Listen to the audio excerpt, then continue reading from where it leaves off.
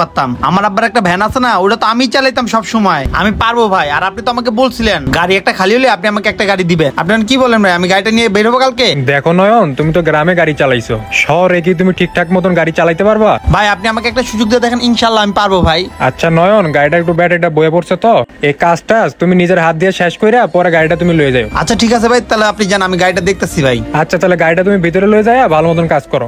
আচ্ছা ভাই ঠিক আছে। যাক ভাই যেহেতু বলছে গাড়িটা আমাকে দিবে, তাই গাড়িটা ভালো করে চেক করি কি কি সমস্যা গাড়ির। পিছনের ব্যাটারি গুলো ভালো করে চেক করি। হ্যাঁ এই ব্যাটারিতে সমস্যা থাকতে হয়, যাই ভিতরে নিয়ে যাই।